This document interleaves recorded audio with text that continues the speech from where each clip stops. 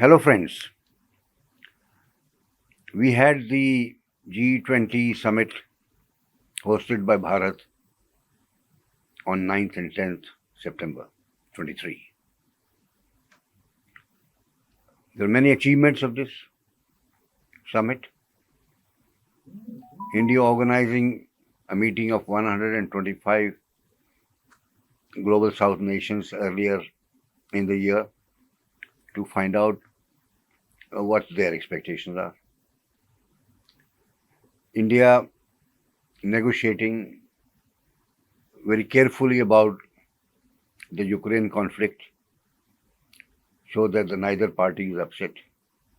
West was very particular about getting a resolution against Russia, and Russia was adamant about understanding their point of view, and of course the outcome of it also is practical terms of opening the Black Sea grain initiative again, which Russia had to withdraw from because the suggestions of Russia to lift SWIFT restrictions and other associated financial matters was not agreed to earlier. So now a team is working of Turkey, UN, Russia, Turkey on behalf of Turkey as well as on behalf of the European Union, and UN primarily working on behalf of the European Union to devise a formula, which will come to separately. But it looks like both the Ukraine as well as Russian grain would now be able to move out. Now, on the sidelines of this G20, the declaration of which was adopted unanimously by consensus,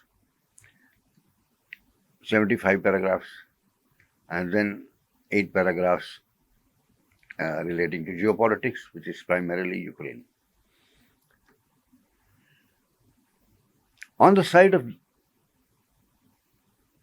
the summit, on the very first day after the declaration was adopted, there was an MOU signed between the following parties for a project which is India to Middle East to Europe, and then it's called Economic Corridor.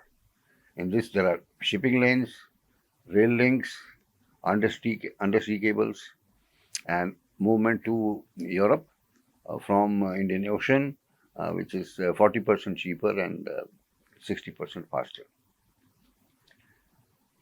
This is a great achievement because the member supporters of this are USA, European Union, UAE, and last but not the least, Kingdom of Saudi Arabia. It was the young Crown Prince at the age of 38 when he had taken this initiative and slowly persuaded, or they mutually persuaded, India, and then roped in USA and Europe. So let's try to understand what this is all about. So on the 9th, the MOU was signed, and then there was a meeting in which all these representatives were there, including the leading European economic entities, Germany, France, Italy, and Ms. Ursula, the EU president, supporting it on the podium, and Mr. Biden and Mr. Modi, and of course MBS and the head of UAE. Now, MBS also holds the charge of Prime Minister of Saudi Arabia, while he is designated as Crown Prince because his father is very much alive. Let's understand this in the broader context. Let's understand it also as a logistics marvel almost, and a transportation system, or a logistics system rather, which becomes another alternative to the BRI initiatives of China. So in a sense, it is vis-a-vis China also. And second is that it avoids the routes related to Iran and Afghanistan, Pakistan. So let's understand what is the basic functionality of the project. Functionality is that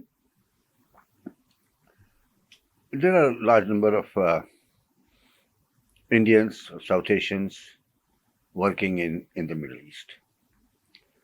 So there is fair amount of transportation for their needs also. And of course, this is the region producing the highest amount of hydrocarbons, so they move out.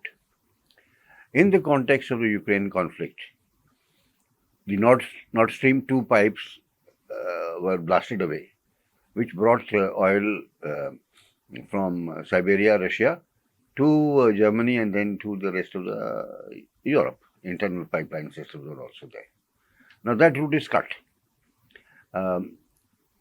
European Union has put a lot of sanctions, including US on Russia, for selling the oil, which has not meant much of a difference because China and India alone can and have picked up a lot of that oil. The climate movement is there, therefore they say there should be less consumption of coal. But for the electricity requirement of Europe, you still have to burn fuel oil to do it. The amount of percentage-wise nuclear energy is small, except in two countries, France being the leading one. So the reliance on oil for quite some time will continue to be there. If it is so, what are the channels through which it comes? If we come via Suez Canal from Middle East, it's a long route. Suez Canal has become very crowded as it is, and it's expensive. So a route in between would have been good. Now, India and Russia and Iran have been part of a North Corridor, and Chabahar port has been handed over to India, and so there is if it would have prospered, that route is also available for Indian Ocean.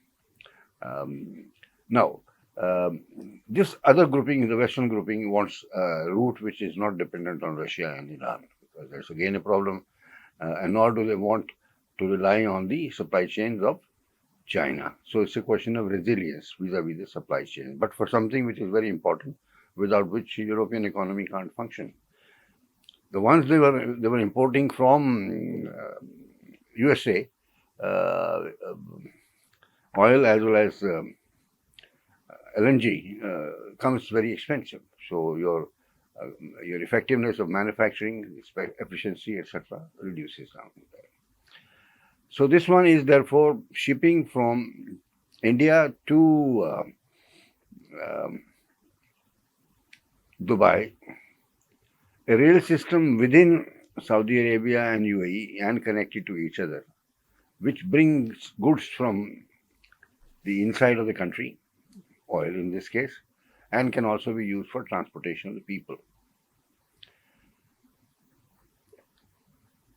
Then, from Dubai, the movement will take place to Turkey, which becomes the hub on the side of the Asia and the Europe itself, via Israel. It has been decided it will be Haifa port, which is now owned by Indian entities. And then it will go to Turkey, and from Turkey it might land at Greece.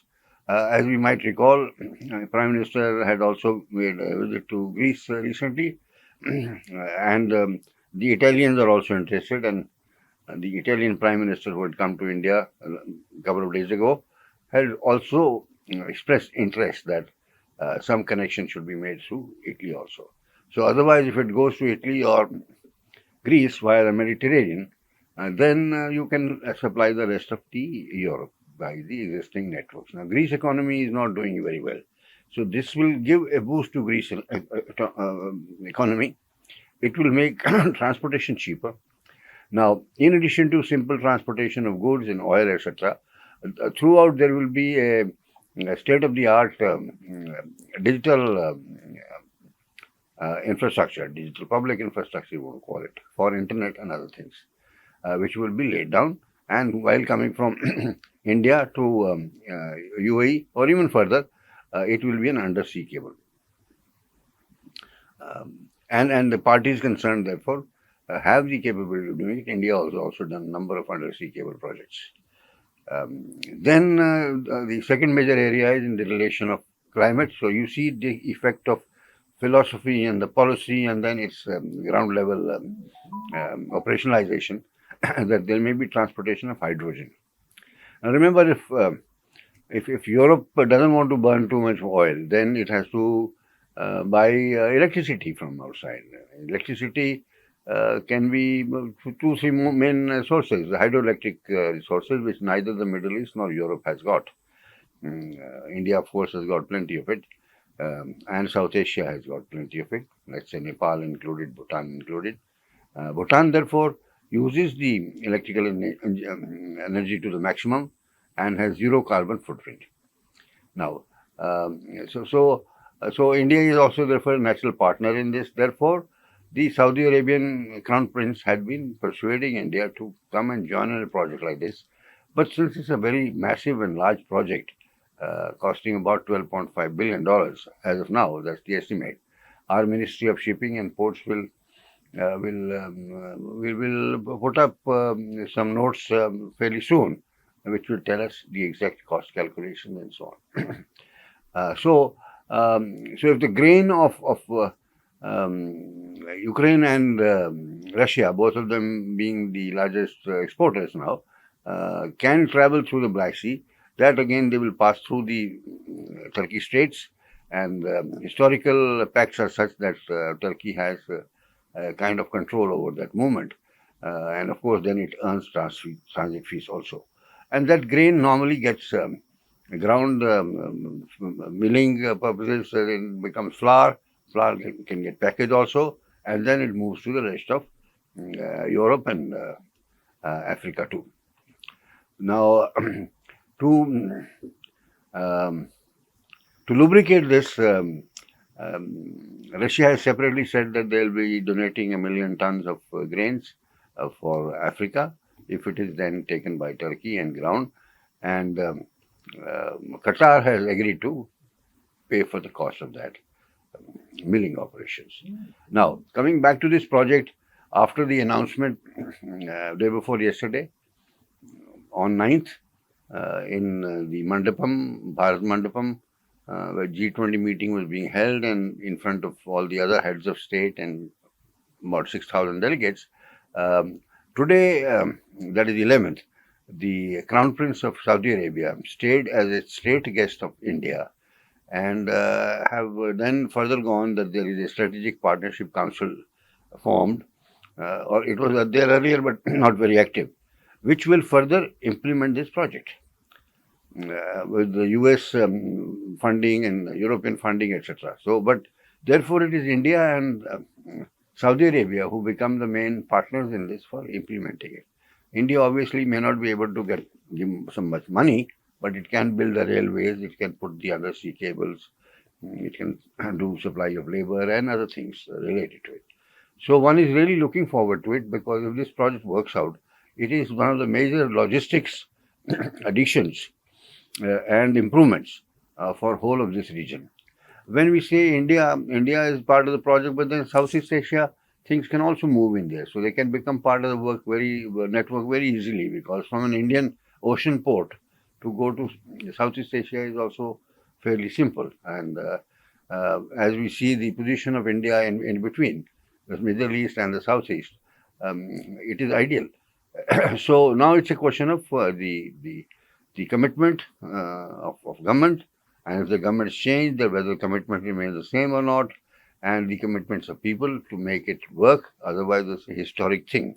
India already has two berths in Chabahar, which is in Gulf, part of Iran, to do the transportation from that side also, and they can supply to Afghanistan, because Afghanistan other routes are all cut basically. So this is a great.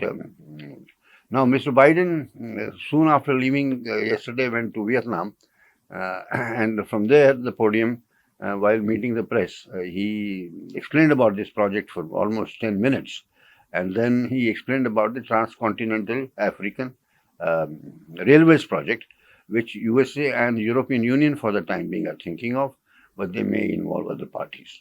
Now, the happy thing which happened in this G20 is that the African Union, which has 55 members, and they have population also of about 1.4 billion, same thing like India or China, um, to be included in the G20, so it will become G21, and therefore there is a mechanism by which one can deal with an organization which represents whole of Asia.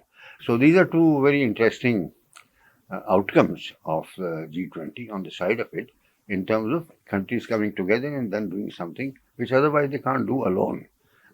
So we will keep you all updated on the progress of this particular uh, project, which is Pathbreaker. Yeah.